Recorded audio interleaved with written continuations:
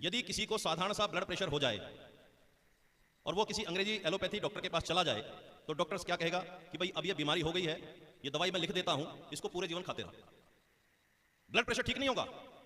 अर्थात वो विज्ञान अधूरा है जो किसी कार्य को पूर्ण ना कर पाए। किसी को शुगर हो जाए गलती से, वो वहां पहुंच जाए तो दवाई लिख दी जाती है, पूरा जीवन ये दवाई खाते रहिए।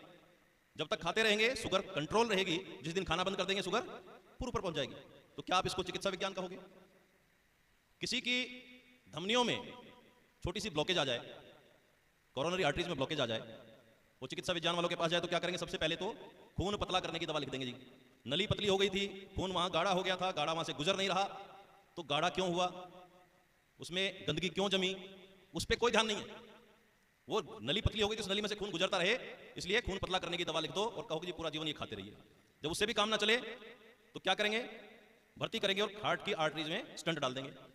स्टंट भी ब्लॉक हो जाए फिर क्या करेंगे? दूसरा डाल देंगे। वो भी ब्लॉक हो जाए तो फिर क्या करेंगे? काट करके साइड से जोड़ देंगे, उसको कहते हैं बाईपास सर्जरी कर दी। क्या इसको चिकित्सा विज्ञान कहोगे?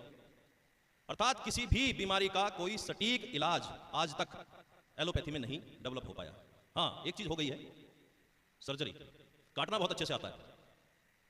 एक्सीडेंट हो जाए तो वही मदद लेनी पड़ती है उनकी, क्योंकि आयुर्वेद को तो दबा दिया गया। आचार्य सुश्रुत जी के इस देश में, आचार्य सुश्रुत जी के द्वारा शुरू की गई सर्जरी विद्या को इस देश में लागू नहीं किया गया।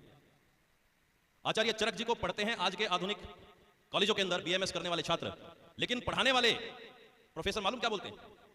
भाई रट लो थोड़ा सा, क्योंकि एग्जाम में पास करना है, काम नहीं आने वाला है आपको कभी। मतलब उनको अपने ऋषियों के ऊपर विश्वास नहीं है, अपनी अरबों वर्षों की चिकित्सा पद्धति पे विश्वास नहीं है। विश्वास किस पे है? जो 250-300 साल से चली ये एलोपैथिक पद्धति। कहते हैं आपको इंजेक्शन लगाना है, आपको गोलियों के नाम याद कर लीजिए, कौन सी बीमारी में कौन सी गोली देनी है, क्योंकि चिकित्सा तो आपको एलोपैथी से ही करनी है।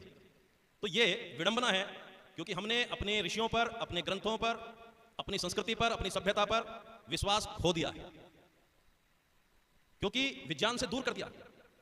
कहावतें बना दी कि आयुर्वेद तो घास फूस वाले, नीम हकीम खतराए जान, झोला छाप हैं ये लोग।